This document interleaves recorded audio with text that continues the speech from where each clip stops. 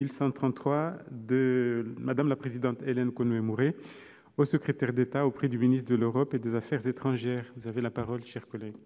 Merci, Monsieur le Président, Monsieur le secrétaire d'État. L'intégration des enfants porteurs de handicap demande des aménagements particuliers et notamment, dans certains cas, la présence d'une auxiliaire de vie scolaire.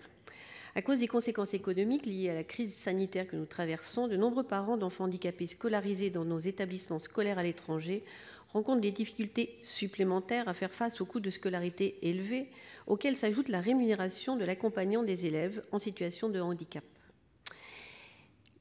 que l'on nomme les AESH. Ceux-ci sont rémunérés à l'étranger directement par les parents. Certains établissements ou entreprises contribuent à leur financement pour quelques familles. Dans le cas des élèves boursiers, une aide financière supplémentaire peut être apportée si la demande est faite au consulat. C'est donc en complément d'une bourse déjà accordée pour couvrir les frais de scolarité qu'une aide spécifique est allouée pour couvrir, elle, la rémunération de l'accompagnant en classe. Cependant, le niveau de l'aide apportée est rarement suffisant pour couvrir les dépenses des familles. Monsieur le secrétaire d'État, lors de mon dernier déplacement en Espagne, j'ai échangé avec les conseillers consulaires et des représentants de l'association Aledas qui font un travail formidable pour aider les enfants en difficulté d'apprentissage scolaire au lycée français de Barcelone. Dans ce lycée, 11 AESH aident 13 enfants, dont 4 autistes. Le salaire brut d'une AESH est de 14,50 € de l'heure pour la personne qui l'engage. Or, l'AEFE ne prévoit que 10 € pour couvrir cette dépense. Les 4,50 € restants sont à la charge des familles boursières. Alors, je vais vous faire une proposition, monsieur le ministre, honnête, bien sûr. On pourrait, par exemple, envisager que la bourse corresponde au montant total des frais encourus par les familles et que les critères sociaux pris en compte lors des conseils consulaires des bourses soient élargis, en particulier dans cette période d'aide exceptionnelle pour aider les familles. Monsieur le ministre, je souhaiterais savoir si le ministère de l'Europe et des Affaires étrangères envisage de revoir les critères d'attribution de cette aide afin de soutenir la scolarisation de ces élèves boursiers handicapés et être ainsi en phase avec la politique du gouvernement envers les handicapés. Merci. Merci, chers collègues. Monsieur le ministre, vous avez la parole pour répondre. Merci beaucoup, Monsieur le Président, Mesdames et Messieurs les sénateurs et sénatrices, Madame la sénatrice Conway-Mouret.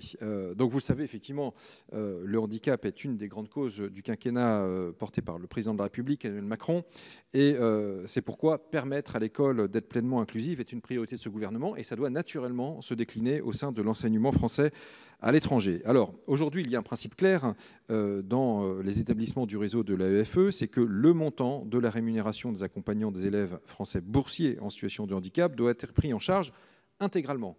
J'insiste sur l'intégralement parce que justement, interpellé par votre question, j'ai bien vérifié les choses du côté de l'AEFE, qui est formelle de ce point de vue-là. Et donc, s'agissant de ce cas particulier qui a été soulevé lors de votre rencontre avec l'association Aledas, si d'aventure il devait y avoir un reste à charge, je propose qu'il y ait ce travail de dialogue avec l'association parce que pour nous, il n'y a pas d'obstacle à ce que cette prise en charge soit intégrale. C'est une centaine d'élèves boursiers à peu près, effectivement, qui ont bénéficié de cette prise en charge au cours de l'année scolaire 2018-2019 pour un montant avoisinant un peu plus que les 350 000 € sur le programme 151 donc du ministère de l'Europe et des Affaires étrangères.